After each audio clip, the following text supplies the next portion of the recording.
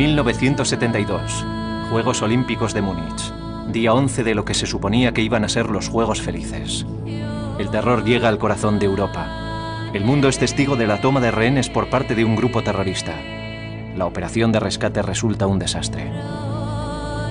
11 israelíes son asesinados. Los supervivientes deberán vivir con este trauma.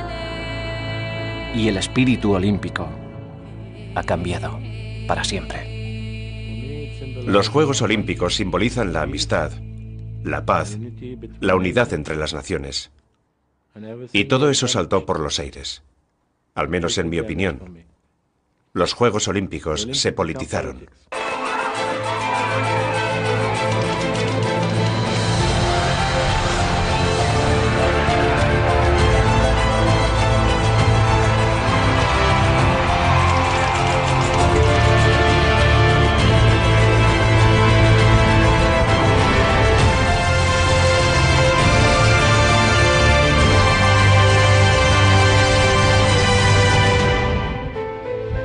Sobreviví a Múnich 72.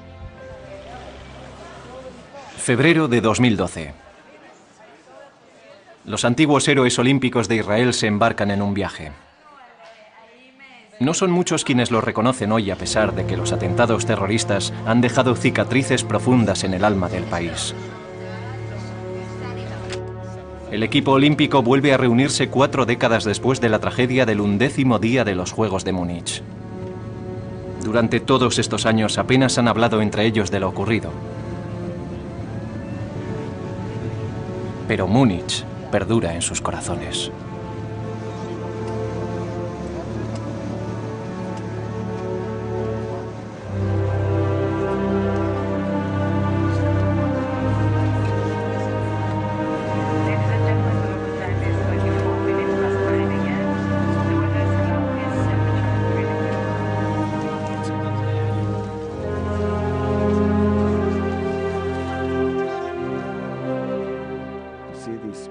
Ha sido fantástico volver a verles. Comparar sus rostros actuales con sus rasgos faciales de entonces y sus cuerpos más pesados de ahora con la versión atlética que recuerdo de ellos. ¿Tú eres Henry? ¿Qué te cuentas, viejo amigo? ¿Te has visto en el espejo? Hola, Henry. ¿Cómo estás? Nos hemos visto Un par de veces. Me había olvidado de que tú estabas en nuestra habitación, Dan Allen. Él estaba en mi habitación. Pensaba que estabas en la nuestra. La reunión ha llenado un gran vacío emocional. En 1972, el nadador Abraham Melamed era la principal baza olímpica israelí. Ya había competido en los Juegos Olímpicos de Tokio 64 y México 68. Pero debido a discrepancias en el seno del Comité Olímpico Israelí, Melamed no formó parte del equipo olímpico, aunque encontró la forma de ir a Múnich, en calidad de periodista y entrenador no oficial de una nadadora. Así es como llegué a la Villa Olímpica. Era una especie de apéndice. No era nadador, no tenía pase. Tenía que ingeniármelas para asistir a las competiciones. Entraba a la piscina de hurtadillas. Entraba de hurtadillas en todas partes. Al final le cogí el truco y lo hacía muy bien. Los Juegos Olímpicos son el sueño de todo atleta, y los israelíes habían depositado muchas esperanzas en su equipo olímpico. Recuerdo cuando en las entrevistas para la radio y la televisión israelíes, los periodistas me preguntaban cuál era mi objetivo, llegar a la final, a la semifinal, a los cuartos de final. Yo les decía que había ido a dar lo mejor de mí mismo. No podía prometer nada. Era feliz estando allí. Dan Allen llevaba 10 años siendo campeón de esgrima en Israel. Para él la esgrima es una tradición y los Juegos Olímpicos un asunto de familia. El sueño de mi padre era participar en unos Juegos Olímpicos. Y como él no lo consiguió, me prometí a mí mismo participar en unos Juegos. Saúl Ladani, un profesor universitario de 36 años, era uno de los atletas más conocidos de Israel y uno de los mejores marchadores del mundo. De niño había sobrevivido al Holocausto y sentía que tenía una misión que cumplir en Múnich. Yo sabía lo que habían sufrido en Bergen-Belsen.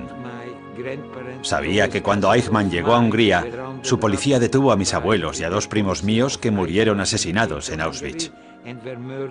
Sabía que yo era un representante de Israel y quería demostrar que estábamos allí. Los judíos, los israelíes, habíamos ido a suelo alemán llenos de orgullo. Quería demostrar que los judíos no éramos como nos había descrito la propaganda nazi. Fuimos a Alemania para demostrar a los alemanes que seguíamos vivos. Los Juegos de México y de Tokio no fueron importantes para mí. Los atletas judíos de Israel volvían a Alemania. Los 2 tiradores olímpicos del equipo israelí, Henry Herskovich y Selig Storch, disfrutan del ambiente que se respira en Múnich. Selig opina que Alemania se ha convertido en un país normal. Saltaba a la vista que era un país completamente distinto. No quedaba nada de la Alemania del pasado. Eran unos Juegos Olímpicos más. Múnich en todo su esplendor. La danza tradicional bávara Supplater, representada para una audiencia mundial. 121 países. 7.134 atletas. Un espectáculo único.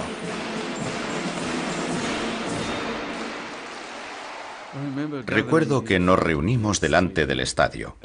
Todos éramos perfectamente conscientes de que estábamos representando a Israel y de que debíamos estar a la altura. Estábamos cerca del puente, esperando a entrar en el estadio, cuando oímos por la megafonía: es el turno de Israel. Y yo empecé a temblar. Empecé a temblar, literalmente.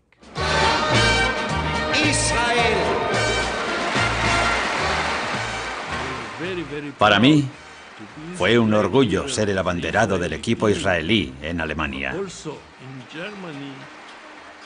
Fue un gran honor.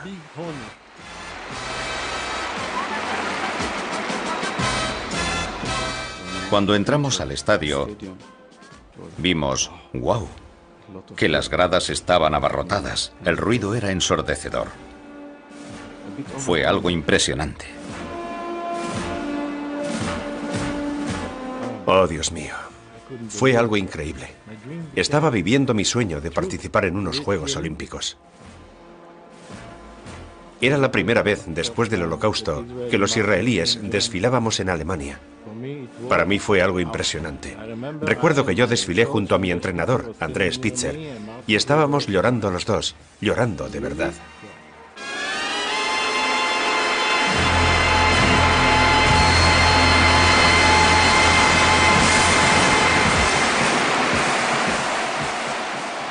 «27 años después de la Segunda Guerra Mundial, ha surgido una nueva Alemania.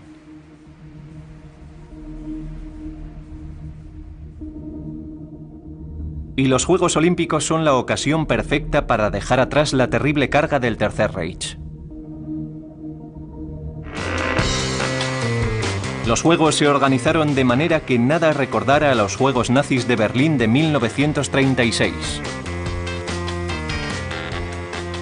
Se respiraba una atmósfera internacional. Había gente de todo el mundo. Yo jamás había conocido a tantas personas de partes tan diferentes del mundo. La Villa Olímpica, centro de reunión de países y culturas. Otra oportunidad para comportarse de forma completamente opuesta a lo que significó la etapa nazi. Nadie pensaba en el riesgo de un atentado terrorista. Amistad y confraternización en vez de fuertes medidas de seguridad. En la Villa Olímpica hablamos constantemente con deportistas sirios, con atletas libaneses. Yo me reuní con los egipcios antes de que Israel hiciera la paz con Egipto. Hablábamos de deporte. No hablamos de política con nadie. Recuerdo algo que dije entonces a mis compañeros. Ojalá los Juegos Olímpicos se celebraran todos los años y no cada 4 años.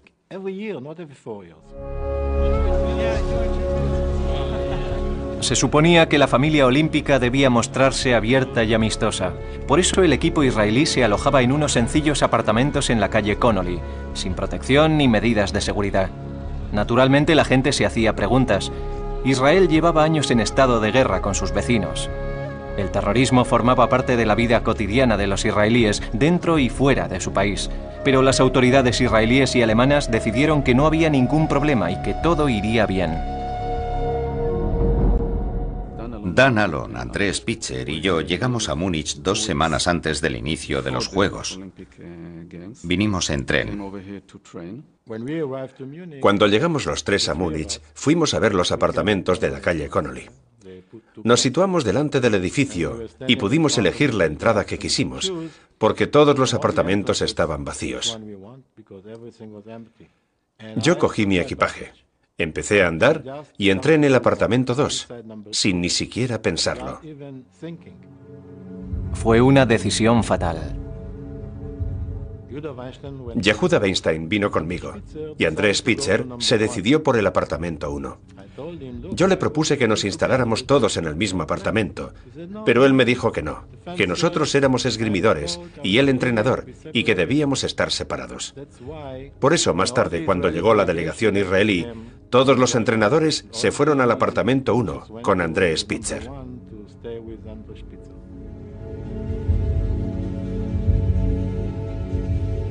El cuartel general del equipo israelí durante los Juegos. 5 apartamentos contiguos con vistas a la calle. El número 1 lo ocupan los entrenadores y los jueces. El 2 los equipos de esgrima, tiro y otros atletas. El 3 los halterófilos y los luchadores. Y el 4 y el 5 los restantes miembros de la delegación israelí. Dan Alon estaba preocupado. Le pregunté a André Spitzer, ¿qué me dices de esto? ¿Dónde están los tíos de seguridad? No hay nadie vigilando la entrada. No te preocupes, Dani, me dijo. Puede que hayan puesto a alguien vigilando en el tejado y no podamos verlo desde aquí.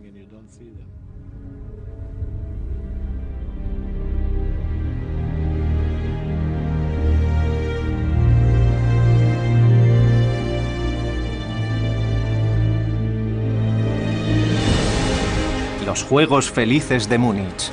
Durante 10 días todo transcurrió sin novedad. La atmósfera era maravillosa, el rendimiento de los atletas extraordinario. El sueño se había hecho realidad. Los juegos estaban perfectamente organizados. Todo funcionaba a la perfección. Solo había una cosa que me preocupaba. Y era que todo estaba abierto. En la Villa Olímpica entraba gente que no tenía ninguna relación con los Juegos. Uno de los muchos invitados inesperados fue un famoso actor israelí.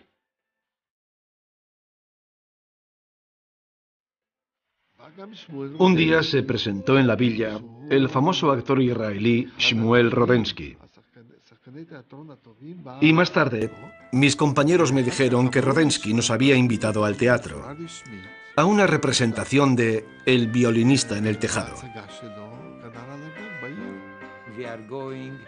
No íbamos a ver una obra de teatro cualquiera. Íbamos a ver una obra judía. Fue interesante ver la reacción de la gente a la música judía. Y les gustó mucho. Nos trataron como invitados de honor. Nos dieron las mejores localidades. Y durante el descanso pasamos a los camerinos y nos fotografiamos con Shmuel Rodensky. 4 de septiembre de 1972. El equipo israelí lo ha pasado en grande. Esta fue la última fotografía que se sacaron juntos.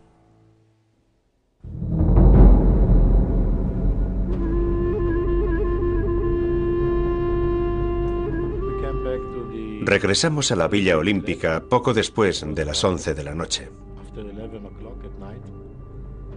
Cuando llegué a la calle Connolly, me encontré con André Spitzer en la entrada de mi apartamento. Acababa de volver de Holanda, donde había pasado un día con su esposa y su bebé. Fuimos los dos a mi habitación y estuvimos allí charlando durante 1 hora. A medianoche, André Spitzer volvió al apartamento, el que ocupaban los entrenadores y jueces. El marchador Saúl Ladani había terminado sus pruebas el 3 de septiembre y estaba disfrutando de su primera noche libre en su habitación. Era la primera noche que tenía libre. y decidí dedicarla a organizar los periódicos. Los extendí junto a la cama y empecé a recortar fotos y artículos. Y a eso de las 2:30, 3 de la madrugada, me dispuse a dormir. Saúl y Abraham ocupan la planta baja del apartamento número 2. Los tiradores Henry y Selig y los esgrimidores Dan Allon y Yehuda Weinstein están en el primer piso. A eso de las 4:20, 4:30, oí 2 golpes o detonaciones, no muy violentos. Me desperté al mismo tiempo que mi compañero de habitación, Dan Allon, otro esgrimidor, y le pregunté qué podía ser aquel ruido. Pensé que los ruidos provenían del piso superior, ocupado por los atletas uruguayos. Imaginé que estarían celebrando algo. Pero el equipo uruguayo está profundamente dormido.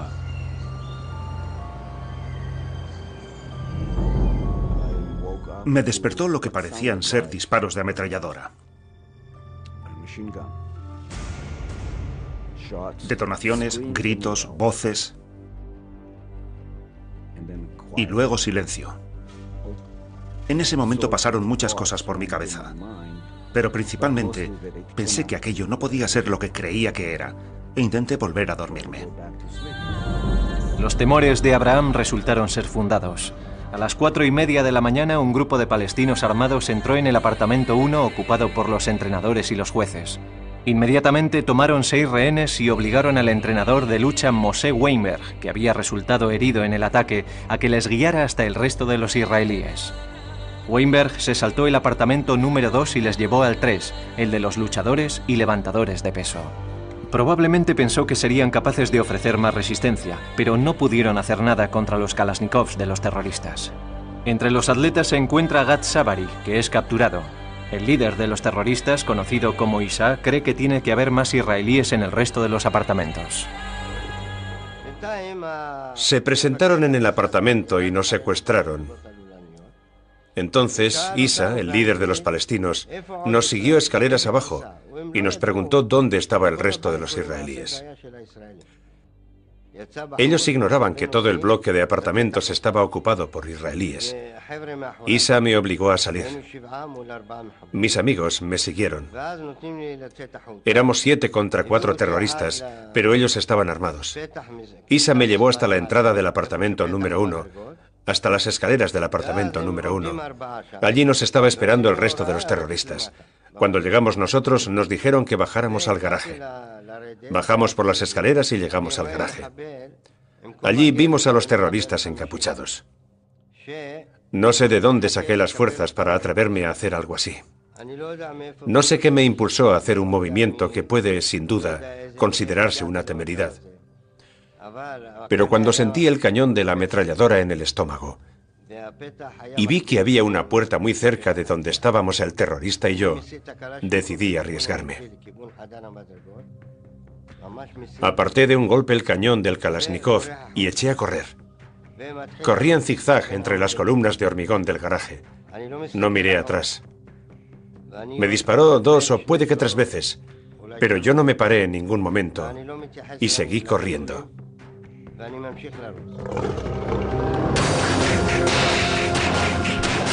Los disparos destinados a Gad Sabari despertaron a Selig Storch, el tirador que dormía en el apartamento 2. Pensé que estaba sufriendo una pesadilla. Oí un fuerte estrépito. No sabía de dónde procedía, pero me di cuenta de que estaba ocurriendo algo fuera de lo normal. Me asusté y me senté en el borde de la cama. Estaba pasando algo, pero no sabía qué. Fui a la ventana, miré al exterior y no vi a nadie. Poco después llegó un policía alemán. Solo llevaba un walkie-talkie en la mano. ¿Y vas los? Me preguntó. ¿Qué pasa? Y yo le respondí, Ich weiß nicht. No lo sé. Entonces vi a Henry junto a la cortina y le pregunté qué pasaba. Él me dijo que había oído unos disparos que habían sonado muy cerca de allí. Yo estaba sentado en la cama. Y como ya no oíamos nada más, decidí salir a echar un vistazo. Así que me puse el chándal. Por suerte para mí elegí uno sencillo, sin nombres ni escudos en el pecho. Pero sí llevaba escrito el nombre de Israel en la espalda. Y salí a la calle. En ese momento los pistoleros tenían 11 rehenes en su poder. Estaban todos en el primer piso del apartamento 1. Los terroristas estaban nerviosos y querían establecer contacto con la policía. Entonces se abrió la puerta de entrada del apartamento número 1. Y salió un hombre delgado, vestido con un traje beige y un sombrero de paja. Se acercó a mí. Yo me preguntaba qué hacía aquel hombre allí a aquellas horas, porque sabía que no vivía en el edificio. Y cuando estaba a unos 2 metros de distancia de mí, me preguntó en alemán dónde estaba la policía. Yo le dije que no lo sabía. Yo estaba de pie, con medio cuerpo girado en dirección a nuestro apartamento. Y esa postura me permitió ver a Henry en la ventana, haciéndome unos gestos extraños. Intentaba decirme que me fuera de allí, que me alejara de aquel tipo, pero yo no le entendí. Entonces me fijé mejor en aquel hombre, pero no vi nada amenazador en él, hasta que vi que le colgaban 2 granadas de mano del cinturón. Es un atentado terrorista, tengo que hacer algo, me dije. En aquel momento me di cuenta de que llevaba el nombre de Israel escrito en la espalda.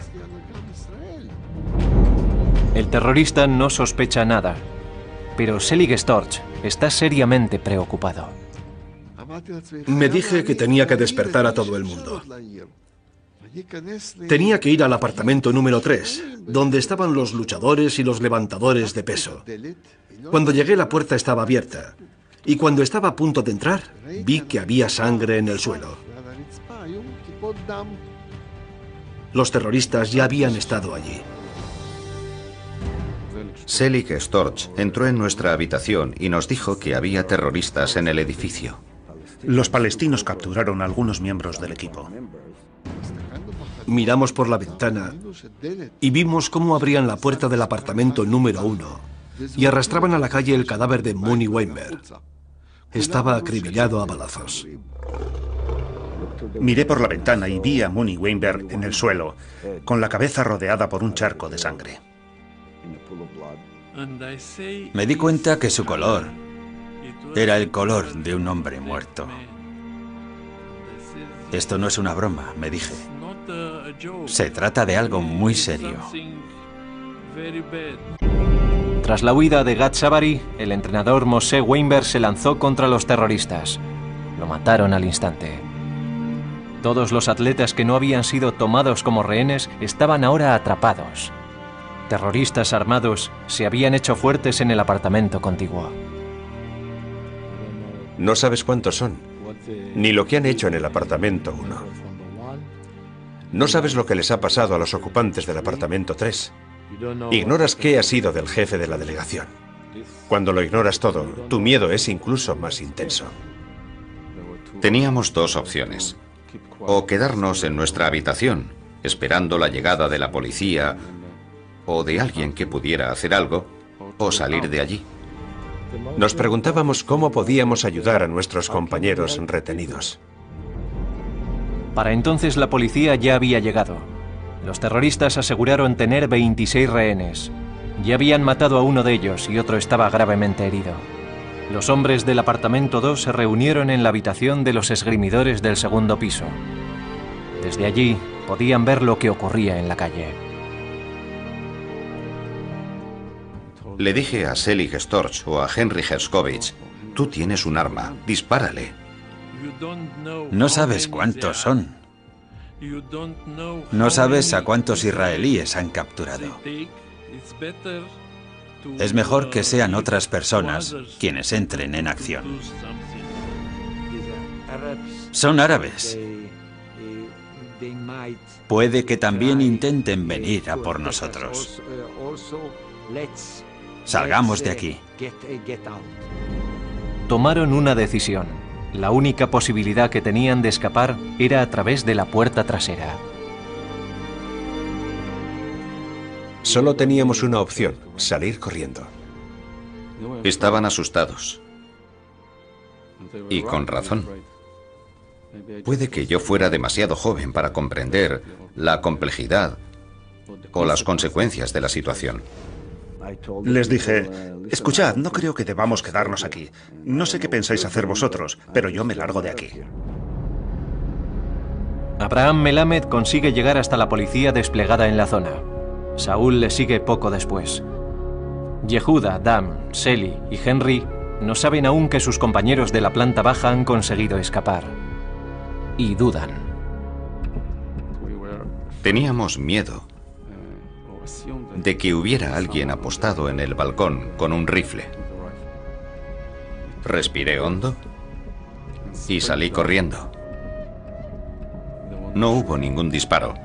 Pasé una o dos paredes divisorias y no sucedió nada. Había llegado mi turno.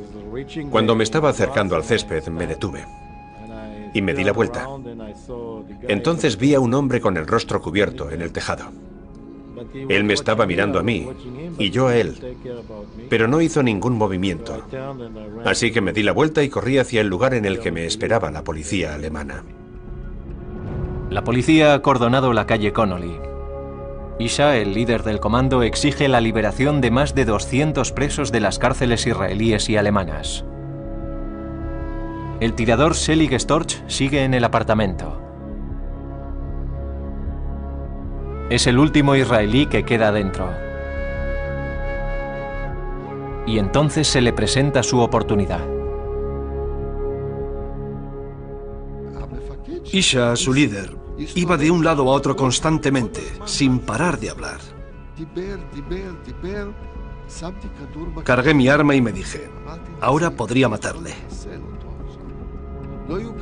El rifle no tenía mira telescópica, pero no la hubiera necesitado. Estaba a apenas 5 o 7 metros de mí. Me hubiera bastado con un disparo. Hubiera podido cambiar el curso de los acontecimientos. Desde la ventana, Selig puede oír a los terroristas negociar con las autoridades alemanas y está convencido de que llegarán a una solución pacífica, así que no dispara. Descargué el arma, me quité la chaqueta, envolví el rifle y lo escondí debajo del colchón. Selig es el último en escapar. 5 de septiembre de 1972, 11º día de los Juegos. Los Juegos Felices han terminado. La Villa Olímpica se ha convertido en zona de guerra. Desde primeras horas de la mañana, un comando de terroristas palestinos ha tomado 10 rehenes israelíes, uno de los cuales está gravemente herido. Y ya han matado a uno. 8 han conseguido escapar. Nos llevaron a la oficina principal de la entrada de la villa para practicar una investigación. Una investigación muy breve. Nadie sabía lo que estaba pasando. Se limitaron a decirnos que nos sentáramos allí. Nadie habló con nosotros. Nadie nos preguntó lo que había pasado. Creo que estaban intentando hacerse a la idea de lo ocurrido. Se mantenían expectantes. No intentaron liberar a los rehenes por la fuerza, porque no querían emprender una acción de esa naturaleza delante de miles de periodistas y cámaras de televisión. La policía no quería hacer nada que pudiera recordarle a la gente los días oscuros de la historia alemana, los días del período nazi. Los negociadores alemanes querían acelerar el desenlace e intentaron convencer a los terroristas para que se rindieran. Pero los pistoleros se mantuvieron firmes y amenazaron con empezar a matar a los rehenes. La calle Connolly de la Villa Olímpica se había convertido en centro de la atención mundial. No había ningún plan para intentar liberar por la fuerza a los rehenes. En aquel tiempo, las autoridades alemanas carecían de una unidad antiterrorista especializada. ¿Por qué el gobierno alemán no permitió que Israel participara en la operación de rescate? Nosotros somos los mejores en ese tipo de operaciones. Nadie tiene más experiencia que nosotros. Aquello me pareció un insulto. Ellos no sabían cómo afrontar aquella situación y se negaron a pedir ayuda cuando era evidente que había muchas vidas en juego. Ya se habían cometido otros atentados terroristas, secuestros de aviones, asesinatos, atentados en aeropuertos. No era una acción fuera de contexto. I don't think that Israel or the Israeli government will in any way fulfill the demands of the terrorists, because by fulfilling it you do nothing else but invite new terrorist actions and new demands. A las 4 de la tarde de ese día, las competiciones olímpicas se suspendieron oficialmente. Pero la vida en otras zonas de la Villa Olímpica seguía su curso.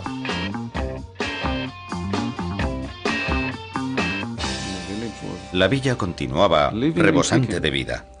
Todo estaba en orden, todo parecía normal. Sonaba la música, la gente paseaba y se reía. Luego fui a la calle Connolly y, justo antes de que empezara la calle, estaban las barreras policiales. A partir de ese punto, entrabas en otro planeta. A las 5 de la tarde, los terroristas hacen que se asome a la ventana el entrenador de esgrima André Spitzer. Una prueba de que los rehenes están bien. Los secuestradores exigen un avión con destino al Cairo. No solo era mi entrenador, éramos amigos. Teníamos la misma edad, 27 años. Y practicamos esgrima en el mismo club de Tel Aviv durante muchos años, hasta que él decidió que no quería competir. Así que se fue a Holanda a estudiar en una escuela de entrenadores de esgrima. Fue allí donde conoció a su esposa, Anki. Antes de Múnich le resultó bastante duro ocuparse de mi entrenamiento y cuidar de su bebé al mismo tiempo. La niña acababa de nacer 2 o 3 meses antes de los Juegos. En estos momentos, los supervivientes están en un apartamento seguro de un edificio de la Villa Olímpica.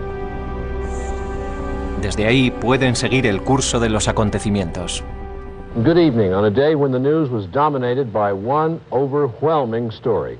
An assault by Arab guerrillas on Israeli athletes at the Olympic Games. That story is still in progress and the Olympic Games have been suspended. Yo tenía una idea aproximada de lo que estaba ocurriendo gracias a la prensa y las noticias. La situación pareció entrar en una especie de tira y afloja. A veces parecía empeorar y otras mejorar. Nadie sabía a qué atenerse. Wenn heute noch gewaltsame Maßnahmen eingeleitet werden sollten, also wenn der Versuch unternommen werden sollte, mit Gewalt die israelischen Sportler zu befreien, dann wird das vermutlich im Schutze der Dunkelheit und nicht mehr bei Tageslicht stattfinden.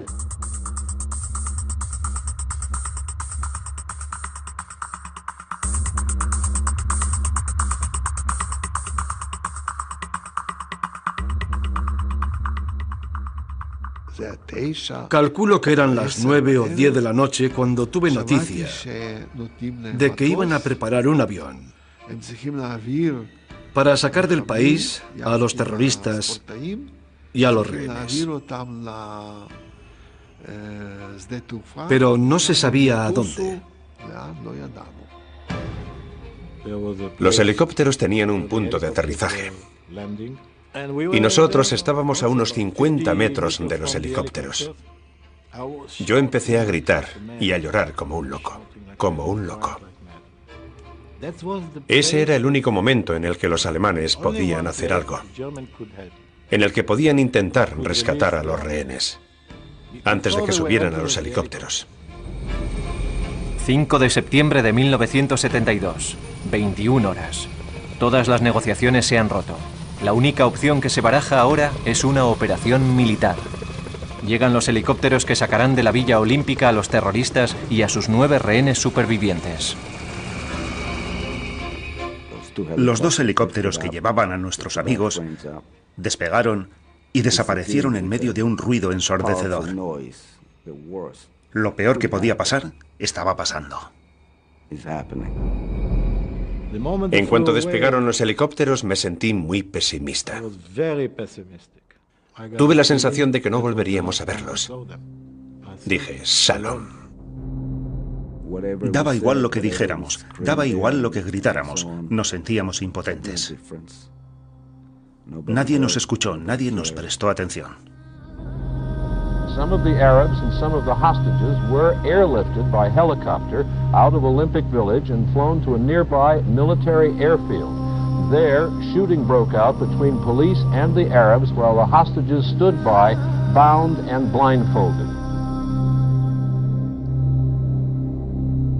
En esos momentos, Selig Storch regresaba a la calle Connolly. La policía protegía los apartamentos. Regresé a nuestros apartamentos cuando ya no quedaba ningún israelí. Vi mucha gente. Atletas, curiosos. Toda la manzana estaba acordonada. Le dije a un policía que yo era uno de los atletas israelíes y me preguntó si podía identificar un cadáver. Entonces me llevó al apartamento número 1. Subimos y vi un cadáver en el suelo, cubierto con una manta, justo en la puerta de entrada. Retiraron la manta, pero no pude identificar el cadáver. Estaba tan pálido. Era el cadáver de Joseph Romano. Se desangró hasta morir delante de sus compañeros. Empezaron a circular rumores sobre el resultado de la operación de rescate. We have testimony now from a police officer in Munich. As we heard, the hostages have been freed. So in the end, the police won and the terrorists lost. There will be a memorial service tomorrow in Munich at the Olympic Stadium for the 2 Israelis who lost their lives today. And after that, presumably, the Olympics will be resumed. La alegría se desbordó. Empezamos a abrazarnos, a gritar, a chillar, a levantar los puños al cielo. Sentimos una gran alegría. Aquello superaba todas mis expectativas. Pero ninguno regresó.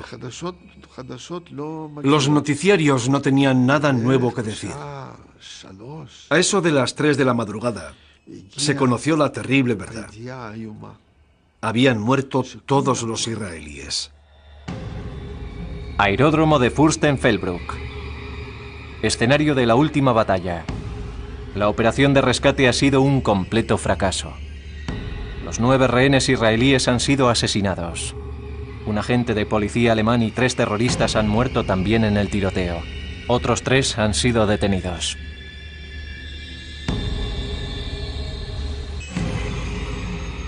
Fue un golpe muy duro, porque en ese grupo todos teníamos a alguien a quien estábamos muy unidos.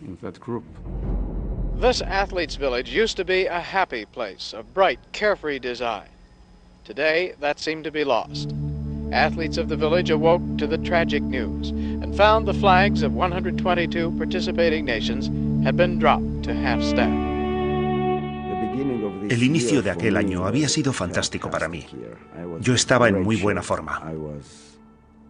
Sabía que iba a responder muy bien en la competición.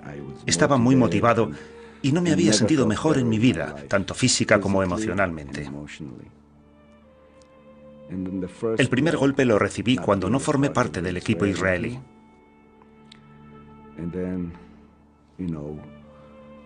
Así que tuve que conformarme con lamer el tarro de miel por fuera y aceptar estar en la Villa Olímpica como un simple apéndice del equipo israelí. No me sentía bien, pero aquel fue, con diferencia, el golpe más duro.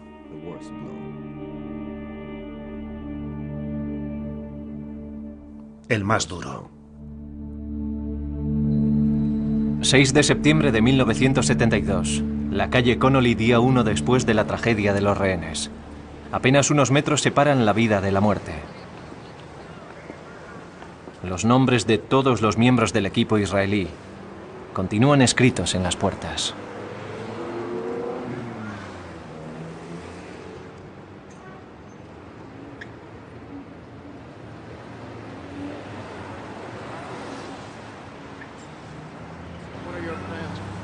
Right now we are planning for the ceremony at the stadium, and then we'll have to make arrangement to go back to Israel. What is the reaction of those who survived to last night's tragedy?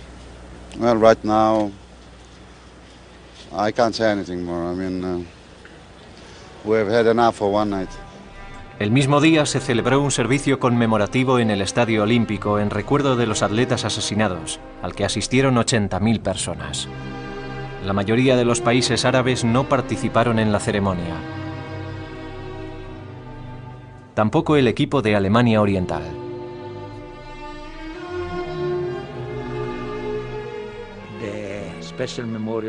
Fue una ceremonia muy emotiva para mí.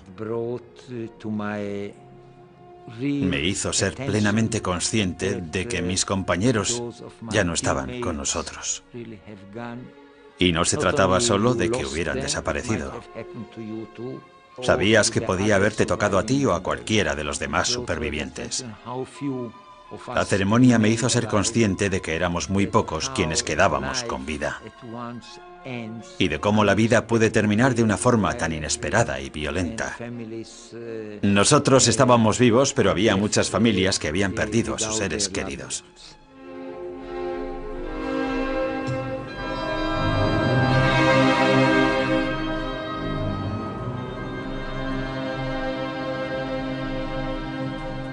The games must go on, and we must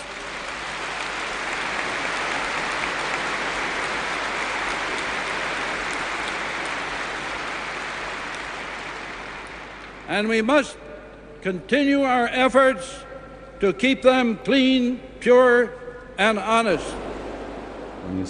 Me pareció absurdo que dijera que los juegos debían continuar. Y continuaron, sí. Pero ya habían asesinado su espíritu. How do you feel about what happened last night? Very bad. Very bad, very sorry. And I have almost no words to express really the feeling of all of us. Los israelíes supervivientes esperan el avión que les llevará a casa. Su sueño olímpico ha terminado. Dan Allon tiene que regresar por última vez al apartamento número 1 para recoger las pertenencias de André Spitzer. Fui con Ankie Spitzer, que había venido expresamente desde Holanda. Nada más entrar en el edificio volví a salir y le dije a Ankie que era mejor que no subiera. Le dije que me esperara abajo y que no subiera. Dan Allon saca algunas fotografías. Es un escenario horrible.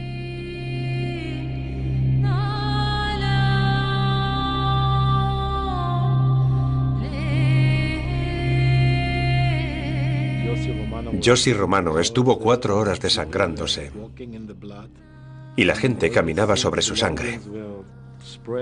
Todas las pertenencias de los atletas estaban tiradas por el suelo. Los atletas que eran padres como Yossi Romano habían comprado un montón de regalos para llevar a casa.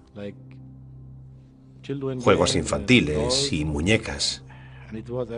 Y todos los juguetes estaban manchados de sangre. Una vez más, se había derramado sangre judía en Alemania. Aeropuerto de Múnich. Este equipaje pertenece a los atletas asesinados.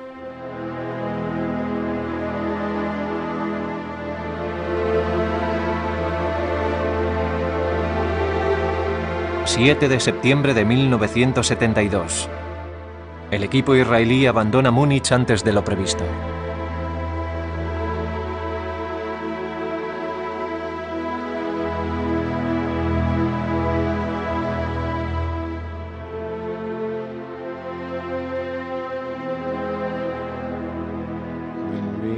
Regresamos a Israel con los ataúdes. Y uno de los momentos más tristes fue cuando abrieron las puertas del avión y vimos a la gente que nos estaba esperando.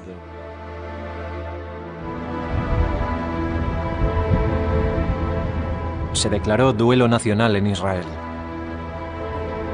Todo el país quedó traumatizado.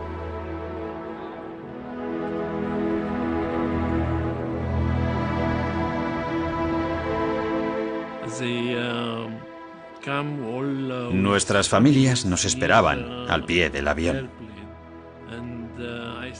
Yo le dije a mi mujer, ¿lo ves? Estoy aquí, sin un rasguño. Estoy vivo. He vuelto entero.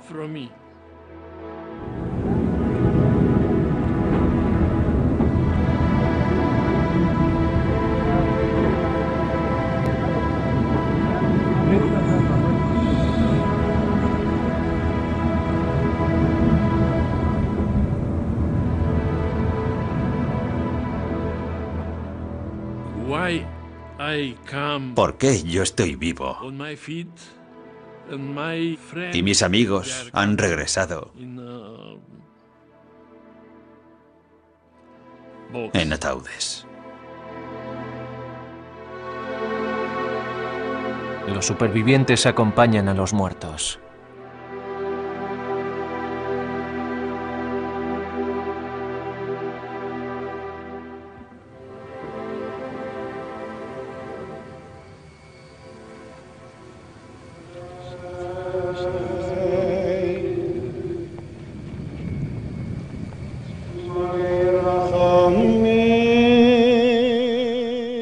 El Moler Rajamín, oración por los atletas asesinados.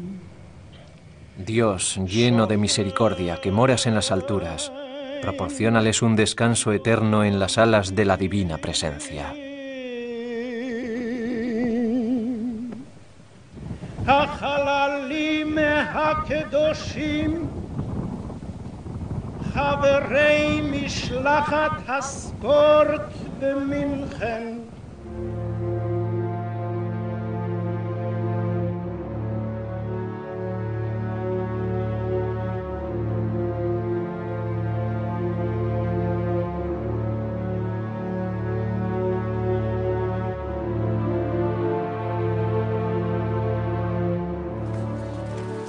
Febrero de 2012.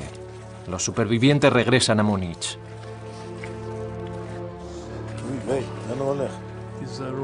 Una vez más ofrecen sus respetos a sus compañeros. Hoy hay una placa conmemorativa delante del apartamento 1. Pocas personas vienen a verla. Ahora, esta es una calle habitada por familias normales.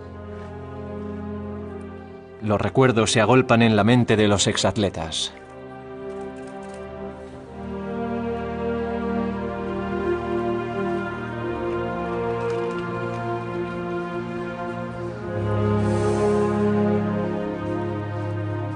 Ninguno olvidará nunca lo ocurrido en Múnich.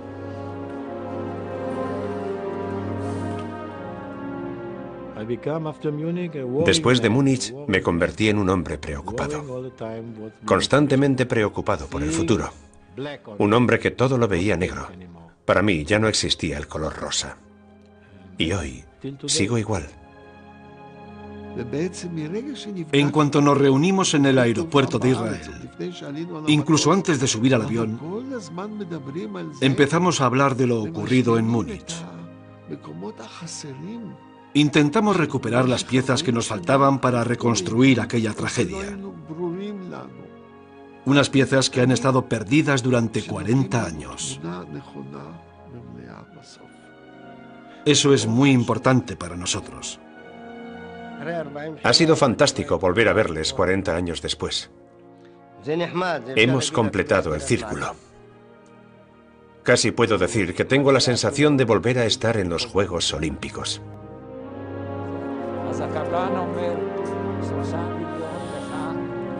Una nueva oportunidad de volver a pisar el Estadio Olímpico. igual que hace 40 años.